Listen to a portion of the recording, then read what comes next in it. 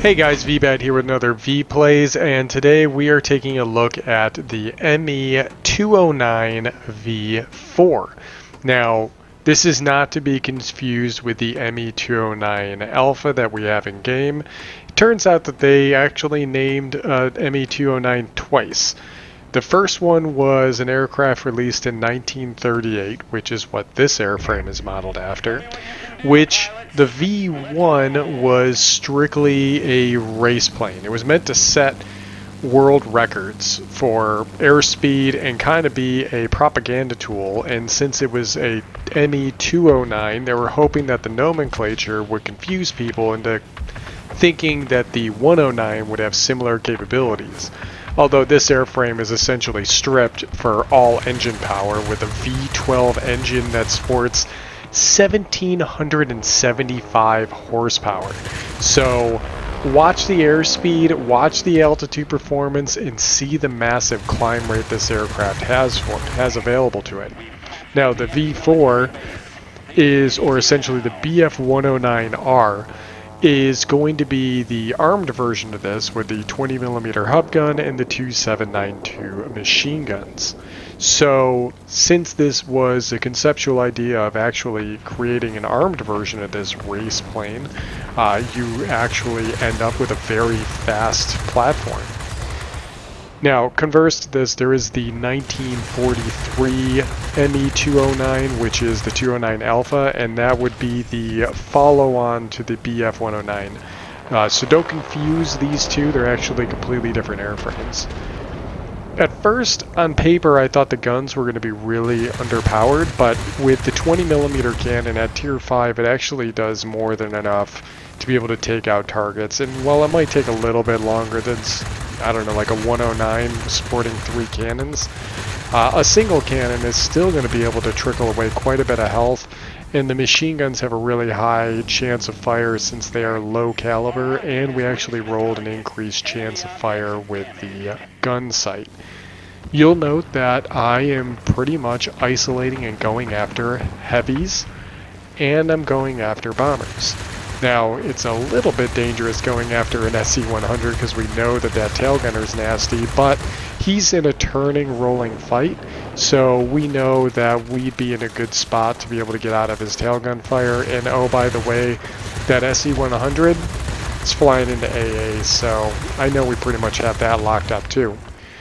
Managed to take out that 110, and while we were operating above our altitude performance, you can see how easily we're able to maintain our speed. And since I have improved aircraft polish on, as soon as I nosed down, we immediately shot up to like 400 miles an hour. Now the cruise speed on this aircraft isn't spectacular, but it's not bad. It's pretty standard light fighter cruise speed, but the boost speed, straight and level, will rival all the Tier 5 heavies.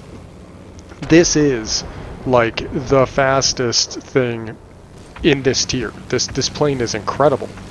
And just look at this climb rate, like nearly 400 miles an hour in the climb and then maneuvering, and it's holding it really well.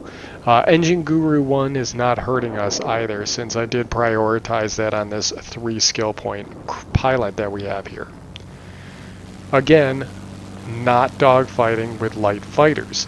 The turn time on this at base is a 12.3, and since I opted for a speed build, it's even worse. But if we can lock in on some of these heavies, I have to slam on the brakes in order to stay behind this 109, or this BF-110, in order for me to be able to track him down. And we're at 7,000 feet, and we're still doing fine for power. So this thing's got it in spades, and is really impressing me. Somebody said, or it was the individual who actually requested this review, had stated that it flew like a J8M based on his recollection. So I kind of questioned that at first. I'm like, really? Like a J8M, it flies like a J8M. That sounds a little bit crazy to me. However, at this tier, it does really well. Joel Salazar, that's the person who actually requested this video. So yes, Joel, I understand what you're saying. A much more maneuverable version of the J8M, but Yeah, and obviously a completely different gun configuration, but when you're talking about it being the fastest thing at this tier, absolutely, it totally can. And yes, we took out that P40, but only because he was distracted and because I knew I could outclimb and outpace him and just get out of that engagement if I needed to. Don't get overcommitted. Fly it much like you would a heavy fighter and you're not going to be disappointed. But fly it like a heavy fighter hunter, so you can go after these other heavies. Look at this. Ooh, we're getting into a bit of a fight here. Let's kick that engine back out, hammer the boost, and look at us. We're already up to nearly 450 miles an hour at tier 5. Are you kidding me? This is nuts. We know that this Bish 2 here does not have a tail gunner. I know that's probably not how you pronounce that, but just gonna throw a couple rounds into him. And now I'm going to climb up here and go after this Doe 17Z. Honing in on his tail. We're kind of alternating fire. I do have a secondary button for the machine guns, that way I can let the cannons cool down that much faster. We're going to dive down on this P-43 player right here. I realize I'm going straight down and that my aircraft just got up into the unmaneuverable realm, so I went ahead and broke off from that engagement. But look at the size of the wings and how they're actually tapered in the front. That is something that we don't see used effectively until later in the designing of aircraft for high speed, but that actually allows it to be able to get to those higher speeds. It's able to push the air off the wings to the side instead of building up like a heavy buffer of air in front of the airfoil or the lifting body. Here we are on the SE-100 again, and almost immediately we lit him on fire. And we just locked in Guardian, got over 10,000 personal points, and we still have time to go. There's still a lot going on here. Now, there is a Spitfire on our team that is doing some serious work right now. It's actually that Stankra that's just was killed by the enemy A6M2, but you'll see at the end of this, he's been doing a lot of serious work. Okay, again, I learned my lesson last time. Don't drop in with him. This aircraft, while I said fly it like a heavy, when you're going after these low altitude engagements, I learned this only after the fact. Don't do up and over turns, because you're actually going to out accelerate yourself on the dive. And we just logged in Akamatsu metal, but watch as I go after this IL-2. I keep doubling over to get guns on the target. Because I'm a little bit anxious for whatever reason. I'm like, I want another kill, I want another kill. I'm so close to Wing Legend that when I do this up and over, he's traveling so slow that I'm now diving. And since I have aircraft polish on, look how quickly I accelerate to 300 miles an hour, right? This is fast airplane problems. And again, I do it again, and I'm trying, okay, well maybe if I put on the flaps and the brakes. But look, even with flaps and air brakes, we're still accelerating to over 200 miles an hour in just that short distance. Now, fortunately, we had lit a fire on the IL-2, so that allowed us to be able to get the kill against that enemy. Or maybe he crashed on the ground. It was hard for me to tell. But a kill's a kill. I'll take it. Getting that altitude back. We know that the battle's pretty much over at this point. So I'm just going to try and find individual targets and just knock them out if I can, with using this speed to be able to get to the next fight. We see another Doe 17Z, and you know what? This is going to be easy work for us. Now you see we're trickling away at range, and then as soon as the 20s start to overheat, I actually just fire the secondaries, which is the machine guns, and then I hit the cannons again. Then I just fire the machine guns, and then we finish off the target. We got Wing Legend and Conqueror. This is when I knew this was going to be the match that we were going to use for today's review. This is the first time I flew this aircraft. I had just thrown a crew into it. It's only a 3-point crew. It's going to be the one that's going to go on my TA-183 when we finally have enough credits set aside. And it's doing fantastic. It's only a 3-point crew. We've got an engine guru on here and we've got firefighter. And that's it. We're getting some rounds on that P40, and we probably were going to have to just blitz through and come back, but the match is already over. We were down to only 3 aircraft. I didn't realize that, but we knew that we pretty much had that in hand. So let's go back to the hangar. and we'll give past Zach an opportunity to kind of tell us about the airframe, how we have it set up, and how we were able to use the strengths of the airframe in that battle. Okay, so that went pretty well. As you all know, I usually record this part first, then I go back and voice over the battle in a lot of instances, but this was my first battle in this plane. Probably I'm going to mention that when I go back and do the actual review video, but man, what a neat plane. I can't believe I ignored this for so long, and I know 1 isn't a pattern, nor is 2, but geez, speed does kill, and it's pretty evident here. 15 aircraft destroyed, 31 critical damage. I mean, with the ability to start so many fires with the rolls we got for that gun sight, just mean. And this is only a 3-skill pilot we've thrown in here, so I'm pretty happy as it is right now. This eventually will be the pilot that will hop into, what is it, the TA-183? Because I do have that unlocked, but currency, right? I need more money. I keep spending it on silly things like figuring out proper loadouts for aircraft for you guys, or at least what works for me. We got 15,860 personal points. Whew. We did not do nearly as well as the Spitfire did here, getting a grade 1, but it's not always about getting the grade, right? He did flip those airfields, I'm assuming, and gave the enemy quite a run for their money.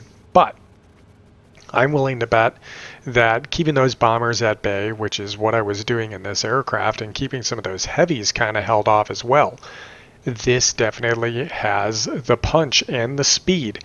So while it does not have the best maneuverability with a 12.3 turn time stock, 12.5 with my current setup, we do have the ability to accelerate up to 449 miles per hour. Let's give some context here. Let's pull up the 210. The 210 is a heavy fighter premium tier 5. This can get up to 361 in the straight and level with boost, with a maximum dive speed of 509 miles per hour. Now, this is a fighter, so doesn't have the same type of dive speed, but similar at 495, but with a straight and level boost speed of 449. Now, I am not delusional. I do have these pieces of equipment mounted on here, but even when I take them off, you're still sporting a 441 for boost speed. And sure, you might be saying, well, V, that's also because you got a pilot in here that has Engine Guru. Doesn't actually affect the boost speed. So yes, we totally have a very strong capability coming off of this platform stock. Now, as for the gun power and gun damage, well, we can just hit reset here. There we go. So the airspeed is what's gonna help you. 9-second boost. We made sure we rolled for engine cooldown. I think that's going to be incredibly important for most aircraft, and especially a fighter like this, because it needs to get that back. But then throwing on improved polished skin, this is debatable. I'm not sure I actually need it, because the aircraft was actually going so fast that towards the end there, when we were diving back on that ground attacker, we actually were accelerating too fast to keep guns on target. If I was a little bit more deliberate and patient, I would have pulled a little bit more distance. That way I would have come in on a more level trajectory instead of an up and over, because then I had more distance to fall and therefore passive acceleration, which is what we were trying to avoid. And really doesn't, well, it does matter what you roll here, but increased chance of fire I think is going to be an important attribute, because you have two 7.92 machine guns, really high rate of fire, which means if your chance of causing a fire is based on number of hits, we have a lot more hits coming out of this than you would with 13 millimeters for the Germans, which is their version of heavy machine guns. And the lower the caliber the gun is, the higher the fire chances. So we're definitely getting a lot of fires, as we saw with the critical numbers. The critical numbers were actually indicating fires started, right? So, pretty good. What a kind of interesting plane, right? Like, look at this thing. The cockpit's really far back. The engine compartment is really long. It's almost like the whole aircraft is kind of built forward and then the pilot section is slid back. I'm not sure what this does for balancing or what the initial intentions were. I'm probably going to look into a little bit before now and going back and recording the voiceover, but there had to be a method to this, something that allowed it to be able to get some type of an advantage, because you definitely can tell that this thing has crazy acceleration. Maybe that's all engine in there. That might be part of it as well. And then you got that hub-mounted 20. It doesn't seem like much on paper. You're like, oh, 127 cumulative damage. I beat that out with my 109E, and with the 109E3, which actually has less firepower than the typical BF109E. The typical BF109E actually has another 15 millimeter mounted in the hub, which gives it even higher damage per second. So you're seeing a cumulative damage here of 198 off of this platform, while this airframe is sporting a 127. But I still felt like this had a pretty good time to kill. It might be because all the weapons are actually mounted either in the hub or on the fuselage, while on this aircraft the cannons are mounted in the wing. So maybe that just affects it. So the effective damage per second is actually a little bit higher because you're more accurate. Might be something to consider. Now, direct comparison. I struggled with the HE-100D1. Came in as a free aircraft, went and eluded it, tried my darndest to make this thing work. Good maneuverability, good airspeed, good dive speed, good boost speed. The thing is just an all-around solid concept and platform, but with 3 7.92 machine guns and 90 damage per second, it just felt like you were tickling aircraft to death with this thing.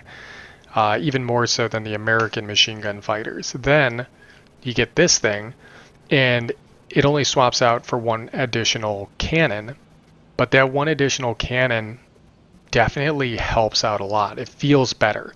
And despite the turn time being low, as long as you note that and you fly it more like, well, you fly it more like a heavy. You do boom and zoom passes, you only turn with things you know that you can turn against, and you ignore everything else, and your airspeed will carry you through.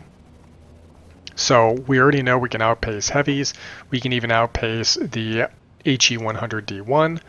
And let's go ahead and look at this airframe. Yeah, we can easily outpace this BF-109. Let's take off German here, see what else we got that could possibly be a speed worry.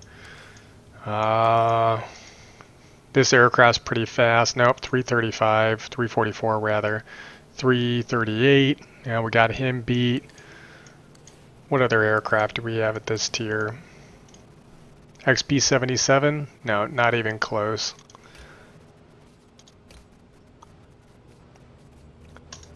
MiG-3? What do you got for me, MiG-3?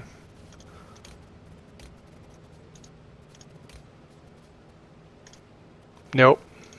Not even a little bit. P-40, we saw a few of these. Airspeed, 356. Let's go ahead and look at Tier 6. Even at Tier 6, 375. Let's go ahead and look at a Tier 7. This aircraft's airspeed, 444. Tier 7. So, whoop. This still outpaces a Tier 7 American Mustang. This has some legs. This thing can definitely get out there in front, but you also need to be aware that just because you're fast and you can get to the fight, doesn't necessarily that's exactly where you want to be. Sometimes you want to hold yourself back, use that speed for getting to critical locations, helping your allies, getting to the next kill, possibly going to a follow-on target, and I think that's going to be your best option. But anyways, guys, enough going on about the airframe. Hope you enjoyed the video. I really am enjoying this aircraft. This is only one battle in, and as always, I hope to catch you guys on the next one.